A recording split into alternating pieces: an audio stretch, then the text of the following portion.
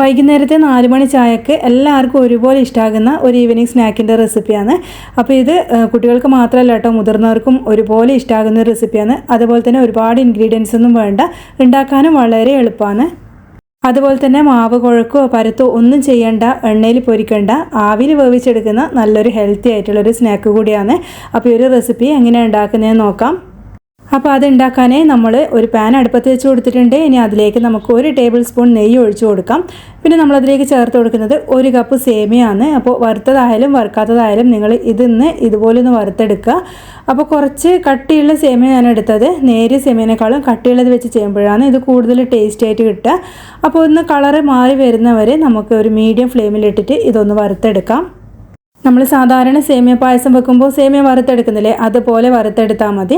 അപ്പോൾ അതിൻ്റെ കളറൊക്കെ ഒന്ന് മാറി ഒരു ബ്രൗൺ കളറായി വരുന്ന സമയത്ത് നമുക്കിതിലേക്ക് കുറച്ച് വെള്ളം ചേർത്ത് കൊടുക്കണം. ഫ്ലെയിം നല്ലോണം കുറച്ച് വെച്ചിട്ട് വേണം വെള്ളം ചേർത്ത് കൊടുക്കാൻ. അപ്പോൾ 1 കപ്പ് സേമിയക്ക് നമ്മൾ 1 കപ്പ് വെള്ളമാണ് ചേർത്ത് കൊടുക്കുന്നത്. ഇനി ഫ്ലെയിം നല്ലോണം കുറച്ചിട്ട് തന്നെയാട്ടോ ഉള്ളത്. അതിൽ വേണം നമ്മളിതൊന്ന് വേവിച്ചെടുക്കാൻ. അപ്പോൾ സേമിയ നല്ലപോലെ നമുക്കൊന്ന് വേവിച്ചെടുക്കാം. അപ്പോൾ നമ്മൾ ഫ്ലെയിം കൂട്ടി വെച്ചിട്ട് ഇത് വേവിച്ചെടുത്തു കഴിഞ്ഞാൽ വെള്ളം പെട്ടെന്ന് വറ്റിപ്പോകും, സേമിയ വേവാണ്ടായി പോകും. അതുകൊണ്ട് ഫ്ലെയിം നല്ലോണം കുറച്ച് വെക്കാൻ ശ്രദ്ധിക്കുക. അത് വേവുന്ന സമയത്ത് നമുക്കിത് ഒരു മീഡിയം സൈസിലുള്ള നല്ല പഴുത്ത നേന്ത്രപ്പഴം ഇതുപോലെ ചെറിയ പീസായിട്ടൊന്ന് കട്ട് ചെയ്ത് വെക്കാം. അതുപോലെ ഇടയ്ക്ക് നമ്മൾ സേമിയ വെന്തോന്ന് അറിയാൻ ഒന്ന് തുറന്ന് നോക്കണേ. ഇതുപോലെ ഒന്ന് ഇടയ്ക്ക് ഇളക്കി കൊടുക്കുകയും ചെയ്യണം. ചിലപ്പോൾ വെള്ളം വറ്റാനുള്ള ചാൻസ് ഉണ്ട്. അപ്പോൾ ഇതുപോലെ നല്ലോണം ഒന്ന് മിക്സ് ചെയ്തതിന് ശേഷം നമുക്ക് വീണ്ടും ഒന്ന് മൂടി വെച്ച് കുക്ക് ചെയ്യാം. കുറച്ച് ഭാഗം കൂടി ഒന്ന് കുക്കാവാനുണ്ട്. അപ്പോൾ ഇതാ നമ്മൾ സേമിയ നല്ലോണം തന്നെ വെന്ത് കിട്ടിയിട്ടുണ്ട്. ഇനി ഇതിലെ വെള്ളം ഒന്ന് നമുക്ക് വറ്റിച്ചെടുക്കാം. അപ്പോൾ സേമിയ വെന്തോന്ന് അറിയാൻ വേണ്ടി ഇതാ നമുക്ക് ഇതുപോലെ ഒന്ന് നോക്കി കൊടുത്താൽ മതി കേട്ടോ. ഒന്ന് കട്ട് ചെയ്ത് കൊടുക്കുമ്പോൾ പെട്ടെന്ന് കട്ടാവും. ഇതുപോലെയാണ് വേണ്ടുന്നത്. ഒരുപാട് അങ്ങ് വെന്ത് കുഴയേണ്ട ആവശ്യമില്ല. ഇനി ഫ്ലെയിം ഓഫാക്കിയിട്ട് നമുക്കിതൊരു പാത്രത്തിലേക്ക് അങ്ങ് മാറ്റി കൊടുക്കാം. അതുപോലെ തന്നെ സെയിം പാൻ അടുപ്പത്ത് വെച്ചിട്ട് നമുക്ക് അതിലേക്ക് 1 ടേബിൾ സ്പൂൺ കൂടി പശു നെയ്യ് ചേർത്ത് കൊടുക്കാം. പശു നെയ്യ് തന്നെ ഇത് ഉണ്ടാക്കുക, എന്നാൽ മാത്രമേ നമുക്ക് നല്ലൊരു ടേസ്റ്റ് ആയിട്ട് സ്നാക്ക് ഉണ്ടാക്കിയെടുക്കാൻ പറ്റുള്ളൂ. അപ്പോൾ നെയ്യ് ചേർത്തതിന് ശേഷം നമ്മൾ നേരത്തെ കട്ട് ചെയ്ത് വെച്ച പഴം ഉണ്ടല്ലോ, നേന്ത്രപ്പഴം, അതാണ് കേട്ടോ ചേർത്ത് കൊടുക്കുന്നത്. അപ്പോൾ അത്യാവശ്യം നല്ല കറുത്തുപോയ പഴം ഉണ്ടെങ്കിൽ അതെടുക്കുന്നതായിരിക്കും കൂടുതൽ നല്ലത്. പഴം നമുക്ക് ചെറിയ ഫ്ലെയിമിലിട്ടിട്ട് ഒന്ന് നല്ലപോലെ വാട്ടിയെടുക്കാം. നമ്മൾ പഴം വാട്ടുന്നുണ്ടല്ലോ, നെയ്യൊക്കെ ചേർത്ത് പഞ്ചസാരയൊക്കെ ചേർത്ത്, അതുപോലെ നമുക്കൊന്ന് വാട്ടിയെടുക്കണം. അപ്പോൾ പഴമൊക്കെ ഒന്ന് ജസ്റ്റ് ഒന്ന് വാടി അതിൻ്റെ കളറൊക്കെ ഒന്ന് മാറി വന്നിട്ടുണ്ട്. ഈ ഒരു സമയത്ത് നമ്മളിതിലേക്ക് കുറച്ച് അണ്ടിപ്പരിപ്പും അതുപോലെ കിസ്മിസും ചേർത്ത് കൊടുക്കുന്നുണ്ട്. ഇതിൽ തന്നെ ചേർക്കണം നിർബന്ധമില്ല. നമുക്ക് ആദ്യം പശു നെയ്യ് ഒഴിച്ചതിന് ശേഷം അണ്ടിപ്പരിപ്പും കിസ്മിസും ഒന്ന് വാട്ടിയതിന് ശേഷം മാറ്റി വെക്കാം കേട്ടോ. എന്നിട്ട് വേണമെങ്കിൽ പിന്നെ പഴം വാട്ടിയാൽ മതി. അപ്പോൾ ഞാനിത് ഫ്രൈ ചെയ്തെടുക്കുന്നൊന്നുമില്ല, എല്ലാം ഒരുമിച്ച് തന്നെയാണ് ചേർത്ത് കൊടുക്കുന്നത്. അപ്പോൾ നല്ലോണം പഴുത്ത പഴമാണെങ്കിൽ പെട്ടെന്ന് തന്നെ ഇത് ഉടഞ്ഞ് കിട്ടും. ഇനിയിപ്പോൾ ഉടഞ്ഞ് കിട്ടുന്നില്ലെങ്കിൽ ഇതുപോലെ നമുക്ക് കയ്യിൽ വെച്ചിട്ടൊന്ന് നല്ലോണം പ്രസ് ചെയ്ത് കൊടുത്താൽ മതി.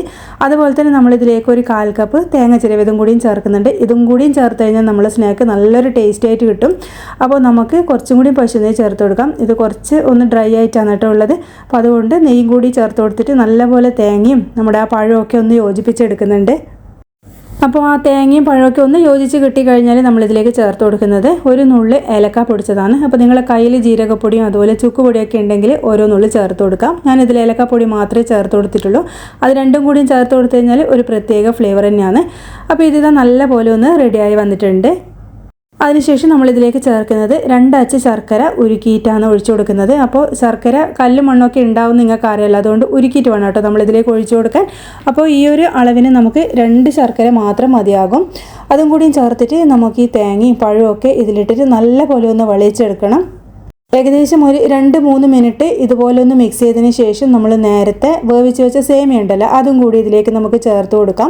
ഇനി സേമിയയും കൂടി ഇതിൽ കിടന്നിട്ട് ആ ശർക്കര പാനിയുമായിട്ട് നല്ലോണം ഒന്ന് പിടിച്ച് കിട്ടണം. ആ സേമിയയിൽ നമ്മൾ സാധാരണ അടപ്രഥമനൊക്കെ വെക്കുന്നില്ലേ, അടയിൽ നമ്മൾ ആ ഒരു ശർക്കരയൊക്കെ നല്ലോണം യോജിച്ചിട്ട് നേരം നമ്മൾ മിക്സ് ചെയ്യുന്നില്ലേ, അതുപോലെ തന്നെ ഈ സേമിയയിലും നമുക്ക് ഈ ഒരു ശർക്കര നല്ലോണം ഒന്ന് പിടിച്ച് കിട്ടുന്നവരെ നല്ലപോലെ ഒന്ന് യോജിപ്പിച്ചെടുക്കാം. പെട്ടെന്ന് ഫ്ലെയിം കൂട്ടി വെച്ചിട്ട് ഇത് ഡ്രൈ ആക്കി എടുക്കരുത്. ഈ ഒരു സേമിയയിൽ ശർക്കര നല്ലോണം പിടിച്ച് കിട്ടുന്നവരെ തന്നെ ചെറിയ ഫ്ലെയിമിലിട്ടിട്ട് നമ്മളിത് മിക്സ് ചെയ്തെടുക്കണം. അപ്പോൾ നമ്മൾ സാധാരണ പായസം വെക്കുമ്പോൾ നമ്മൾ ശർക്കര പാനി ആ ഒരു അടയിലൊക്കെ ചേർന്ന് കിട്ടുന്നവരെ നമ്മൾ നല്ലോണം ഇങ്ങനെ റോസ്റ്റ് ചെയ്തെടുക്കുന്നില്ലേ, അതുപോലെ തന്നെ ചെയ്തെടുക്കണം കേട്ടോ. അപ്പോൾ അതിന് മാത്രമേ നമുക്ക് കുറച്ച് പണിയുള്ളൂ. അപ്പോൾ എന്നാൽ മാത്രമേ നമുക്ക് നല്ല ടേസ്റ്റ് കിട്ടുള്ളൂ. അപ്പോൾ നമ്മൾ ഈ ഒരു മധുരമൊക്കെ ഒന്ന് ബാലൻസ് ചെയ്ത് കിട്ടാൻ വേണ്ടി 1 നുള്ളുപ്പും കൂടിയും ചേർത്ത് കൊടുത്തിട്ടുണ്ട്. അപ്പോൾ ഒരുപാട് കൂടി പോകേണ്ട, ശർക്കരയിൽ എന്തായാലും ഉരുപ്പിൻ്റെ കണ്ടൻറ്റ് എന്തായാലും ഉണ്ടാകും, അതുകൊണ്ട് കുറച്ച് മാത്രം ചേർത്ത് കൊടുത്താൽ മതി. അപ്പോൾ ഇതാ നമ്മളെ ആ ഒരു ശർക്കര പാനി നമ്മൾ സേമിയയിലൊക്കെ നന്നായി പിടിച്ച് കിട്ടിയിട്ടുണ്ട്. അതിൻ്റെ ആ ഒരു കളറൊന്ന് മാറി വരും കേട്ടോ. സേമിയയിലെ കളർ മാറിയിട്ട് ഒരു ബ്ലാക്ക് കളറിലേക്ക് അങ്ങ് മാറും. അതുവരെ നമ്മളൊന്ന് ഇതുപോലെ ഒന്ന് ഇളക്കി കൊടുക്കണം. അപ്പോൾ ഈ ഒരു സമയത്തിന് നിങ്ങൾക്ക് ഫ്ലെയിം ഓഫാക്കിയിട്ട് വേണമെങ്കിൽ സ്പൂൺ വെച്ചിട്ട് ഇത് കോരി കഴിക്കാം. അങ്ങനെ കഴിക്കുമ്പോഴും നല്ല ടേസ്റ്റ് തന്നെയാണ്. അല്ലെങ്കിൽ ഒന്ന് തണുത്തതിന് ശേഷം നമുക്ക് ഫ്രിഡ്ജിൽ തണുപ്പിച്ചിട്ടും കഴിക്കാം, അതും നല്ല ടേസ്റ്റ് തന്നെയാണ് കേട്ടോ. പക്ഷേങ്കിൽ ഒന്നുകൂടി ടേസ്റ്റ് കൂടാൻ വേണ്ടിയിട്ട് ഞാനിതിൽ വേറൊരു മെത്തേഡിലാണ് ചെയ്തെടുക്കുന്നത്. അപ്പോൾ ഇത് നല്ലപോലെ റെഡി ആയതിനു ശേഷം നമുക്ക് ഫ്ലെയിം ഓഫാക്കിയിട്ട് അടുപ്പത്തൊന്ന് മാറ്റി വെക്കാം. അപ്പോൾ തണുക്കേണ്ട ആവശ്യമൊന്നുമില്ല കേട്ടോ, നമുക്ക് ചൂടോടെ തന്നെ അടുത്ത സ്റ്റെപ്പിലേക്ക് കിടക്കാം. അപ്പോൾ ഇത് നല്ലപോലെ ആ ഒരു ശർക്കര പാനിയിൽ കോട്ടായിട്ട് കിട്ടിയിട്ടുണ്ട്. ഇനിയിപ്പോൾ നമ്മൾ ചെയ്യുന്നത് ഇതുപോലെയുള്ള അട ഉണ്ടാക്കുന്നുണ്ടല്ലോ നമ്മൾ ഇല, അപ്പോൾ ഇലയിലാക്കാണ് നമ്മളിതൊന്ന് ഓരോ സ്പൂണോ 2 സ്പൂണോ എത്രയാണ് വേണ്ടതെന്ന് വെച്ചാൽ അങ്ങനെ ചേർത്ത് കൊടുക്കുന്നത്. അപ്പോൾ നമ്മൾ ബൈൻഡിങ്ങിന് വേണ്ടി ഒരു പൊടി ഇതിൽ ചേർക്കുന്നില്ലേ, അരിപ്പൊടിയോ ഗോതമ്പ് പൊടിയോ ഒന്നും ചേർക്കുന്നില്ല. ആ സേമിയയുടെ മിക്സ് മാത്രമായിട്ട് ഇതിൽ നമ്മൾ വെച്ച് കൊടുക്കുന്നത്.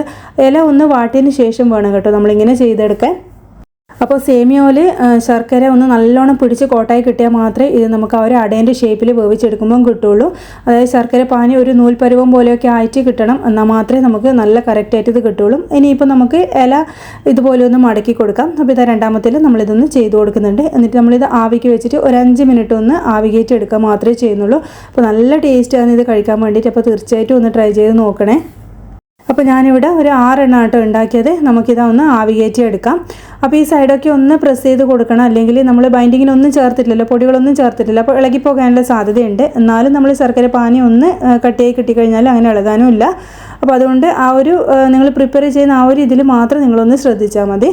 അപ്പോൾ ഇത് നമ്മൾ ആവി കയറ്റി എടുക്കുന്നുണ്ട്. ഒരു 5 മിനിറ്റ് മാത്രം മതിയാകും. സാധാരണ എന്താ പറയണ്ടേ അട നമ്മൾ ആവി കയറ്റി എടുക്കുന്ന പോലെ 10-20 മിനിറ്റ് ഒന്നും ആവി കയറ്റേണ്ട ആവശ്യമില്ല, വെറും 5 മിനിറ്റ് മാത്രം മതി.